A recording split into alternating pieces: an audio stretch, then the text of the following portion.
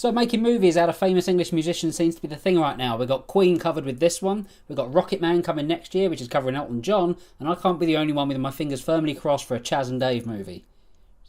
Just me. Rabbit. Rabbit. Put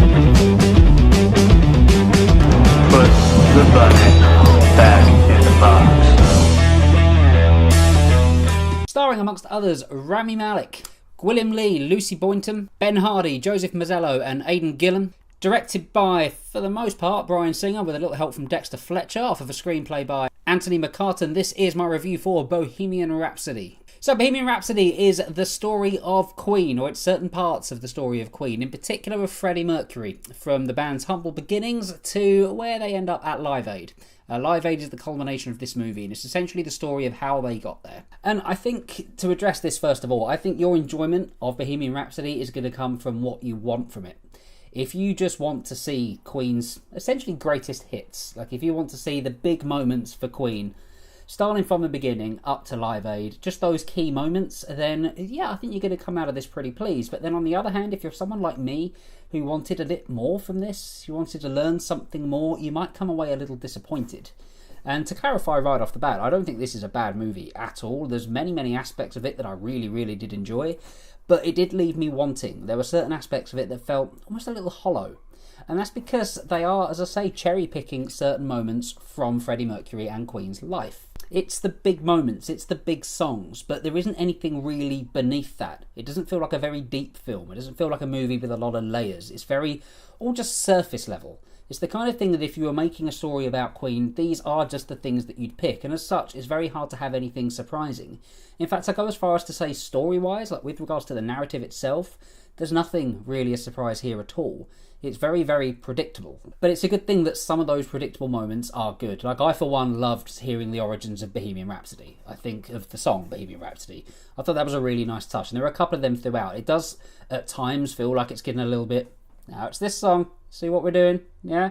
At times it does go towards that point, but for the most part, they're nice little moments. As I say, Bohemian Rhapsody in particular, hearing those chords for the first time and when they were first played, it's a great moment. And it doesn't shy away from aspects of the Bohemian Rhapsody, that song not being overly successful when it first started, or at least well received critically. Like, it was given a little bit of a slating, that song, and it's gone on to become one of the most famous songs of all time.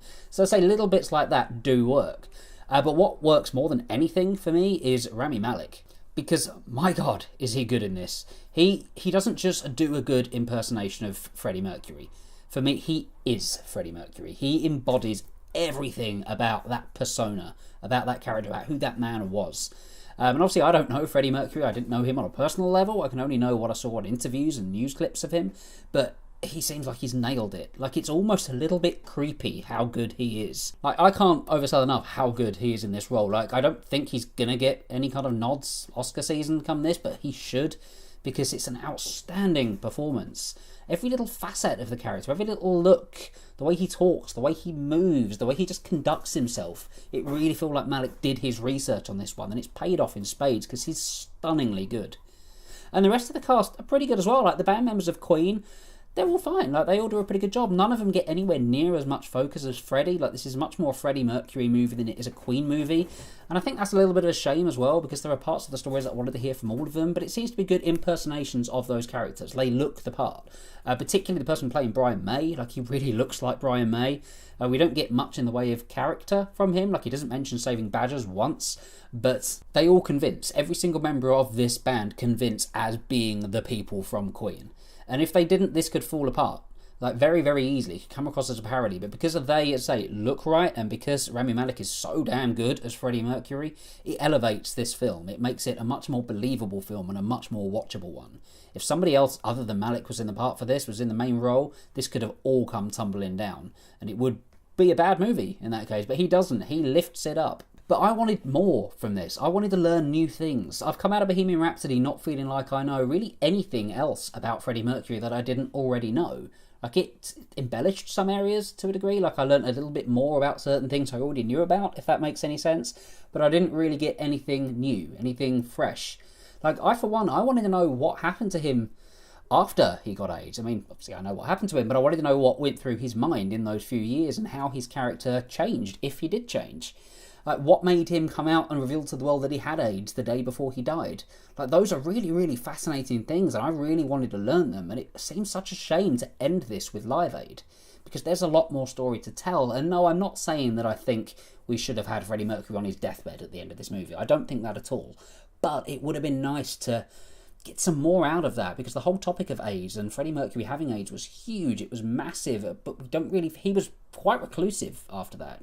It was very, very difficult to learn anything about him, and I wanted this movie to show us, or at least give us some kind of indication. But by ending where it does, we don't get the chance. Like, we get him saying, I've got AIDS, and then we get Live Aid, and then sort of a little card at the end saying when he died. It feels like there's a huge chunk of story here that we didn't get to see, and I don't really know why. Because we could have still have gone forward a little bit to when he was seriously ill and then still finished on Live Aid, because that seems to me why they ended where they did, because they wanted that Live Aid sequence to be the culmination of the whole movie. That makes sense to me, but there are other ways to do it without losing so much of Freddie Mercury's story, because, as I say, this is his story more than Queen's, and it feels like we're leaving his story too soon. But that Live Aid sequence is really good. Really good. Some of the CG I don't think looks that great, but the atmosphere of it, the music, everything about it, and using actually Freddie's voice in it as well was brilliant. But it's riveting watching it, and it's so exciting, and it does a really good job of making you feel like you are there watching Live Aid. And yet, you know, there's an argument to be said of why pretty much play the entirety of their Live Aid set at the end of this movie, because that's what they do. It's almost all of it, when you can just, you know, go on YouTube and watch the Live Aid performance. I assume you can. But I think it needed it. I was thinking that at first, but after a little bit of time and reflection, I do think it needed it. I do think it needed that end, because it's a really good ending.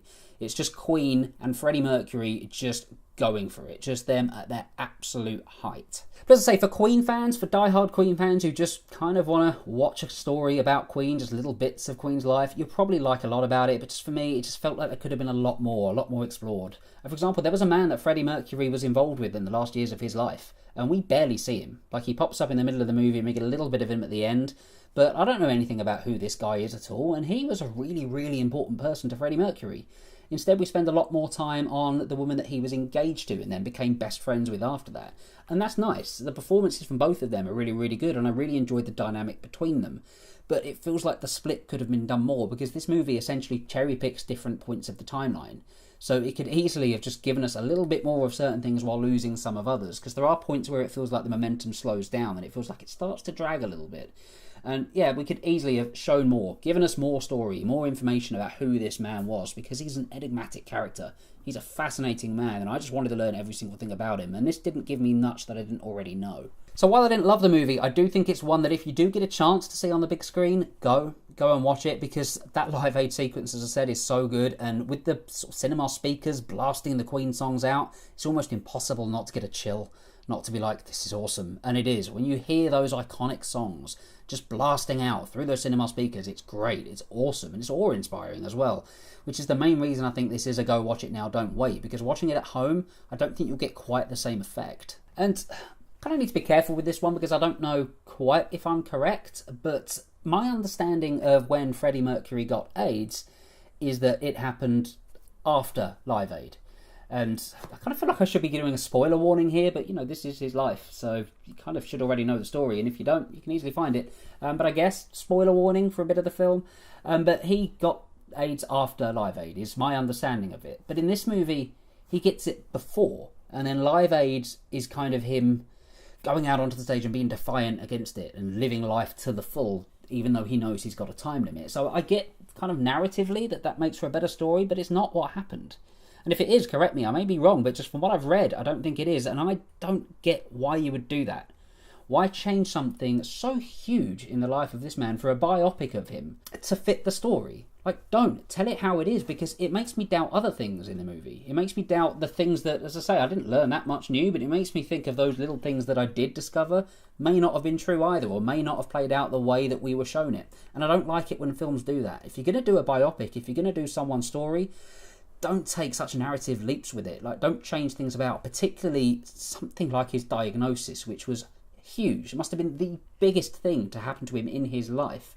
To move that earlier just for the sake of the story, for me, it really cheapens things. And if I am wrong, and that is actually when he was diagnosed with it, then I apologise, and this was a waste of me speaking. But as far as I'm aware, it's not how it played out, and I just wish they hadn't done that. I don't see the need. But overall then, Bohemian Rhapsody is a fun time. It's not what I wanted it to be, but then there was a person sat next to us in the screen who sort of turned to Mel, who's an old guy, and was like, what did you think? And she was like, yeah, I liked it. And he was like, yeah, I loved it.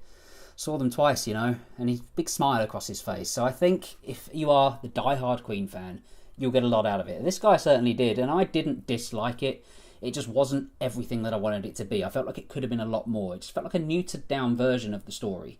And it's such a good story, it just seems like such a shame not to give us as much as possible. I'm going to give Bohemian Rhapsody a 7 out of 10. Have you seen Bohemian Rhapsody? If so, let me know what you think about it in the comments below. And while you're at it, let me know your favourite Queen song too. I'm not the hugest Queen fan in the world. Like, I like a lot of their songs, but my favourite is Under Pressure, and that's one of my favourite songs ever.